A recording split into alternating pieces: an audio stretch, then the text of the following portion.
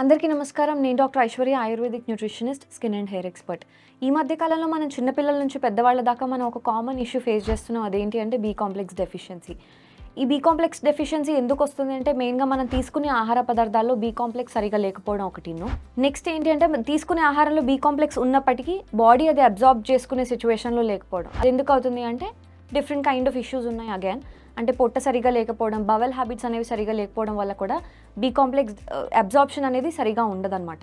మరి B complex deficiency symptoms ఏంటి అంటే చేతులు కాళ్ళు తిమ్మిర్లెక్కిపోవడము, నీరసం అనిపించడము, ఎంత మనం ఫుడ్ తీసుకున్నా కూడా ఎనర్జీ లెవెల్స్ అనేవి రోజు గడుస్తున్న కొద్దీ మనకి తగ్గిపోతూ ఉండడము, అండ్ నిద్ర సరిగా పట్టకపోవడము, డైజెషన్ సరిగా ఉండకపోవడము, తీసుకున్న ఆహారం తీసుకున్నట్టే పొట్టలో పెట్టినట్టు అనిపించడము, నెక్స్ట్ స్కిన్ డ్రైనెస్ అవ్వడము, ఏక్ని ఫ్లేరప్ అవ్వడము, హెయిర్ ఫాల్ అవ్వడము, ఇవన్నీ కూడా ఎట్ టైమ్స్ మనం కాన్స్టిపేషన్ కూడా చూస్తుంటాం బి కాంప్లెక్స్ డెఫిషియన్సీ లేదా బి12 డెఫిషియన్సీలో.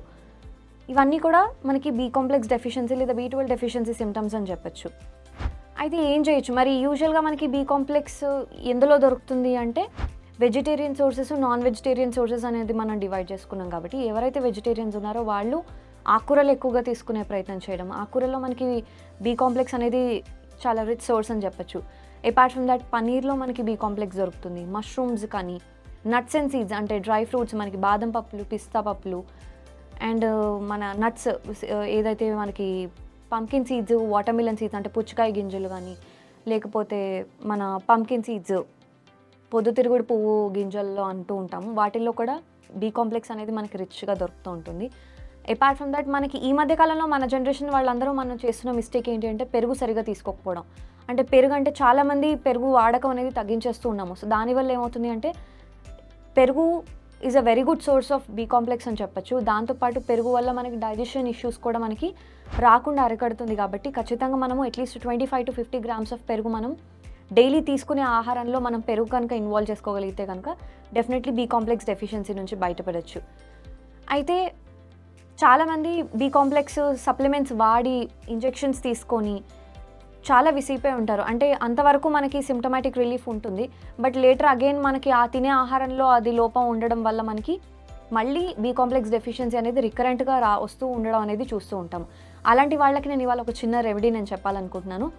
ఏం లేదంటే మనకి రైస్ మిల్స్లో కానీ, రైస్ హోల్సేల్ షాప్స్లో కానీ మనకి తౌడు పిండి అనేది దొరుకుతుంది. అది ఒక 2 spoons మనం తీసుకొని ఎవ్రీడే నైట్ మనం ఒక గ్లాస్ 200 ml గ్లాస్ వాటర్లో మనకు మంచినీళ్ళలోనే రూమ్ టెంపరేచర్ వాటర్లో నానబెట్టేసి నెక్స్ట్ డే మార్నింగ్ అది ఫిల్టర్ చేసి ఆ నీళ్లు కనుక మనం తాగే ప్రయత్నం చేస్తే డెఫినెట్లీ మనం బి కాంప్లెక్స్ నుంచి డెఫిషియన్సీ నుంచి బయటపడచ్చు. అండ్ సెకండ్ థింగ్, ఈ రెమెడీ కనుక మనం 40 to 45 days మనం చేయగలిగితే ఏదైతే బి కాంప్లెక్స్ డెఫిషియన్సీ ఉందో అది రికరెంట్ అవ్వకుండా చూసుకోవచ్చు. అంటే రిపీటెడ్గా వాడినంతకాలం బాగానే ఉండి తర్వాత ఎవరికైతే మళ్ళీ ఫ్లేరప్ అవుతుంది అనుకుంటారో అలాంటి వాళ్ళకు కూడా పర్మనెంట్ రెమెడీ అనేది ఇది చెప్పొచ్చు. సో మనం vegetarian sources of B complex ఏంటో తెలుసుకున్నాం కదా. నాన్ వెజిటేరియన్ సోర్సెస్ వాళ్ళకి అంటే నాన్ వెజిటేరియన్ తినే వాళ్ళకి బి కాంప్లెక్స్ సోర్సెస్ ఏంటో ఇప్పుడు చూద్దాము. మెయిన్గా మనకి లివర్లో దొరుకుతుంది మనకి బి కాంప్లెక్స్. దాంతోపాటు eggs are the rich sources of బి12 అని చెప్పొచ్చు. బి12 కాకుండా ఎగ్స్లో మనకి బి కాంప్లెక్స్ వైటమిన్ అంతా కూడా మనకి పుష్కలంగా లభిస్తుంది. అండ్ దాంతోపాటు మనకి ఫిషెస్ అని చెప్పొచ్చు, ట్యూనా కానీ, సాల్మన్ కానీ, వీటన్నిటిలో కూడా మనకి rich amount of B complex అనేది దొరుకుతూ ఉంటుంది.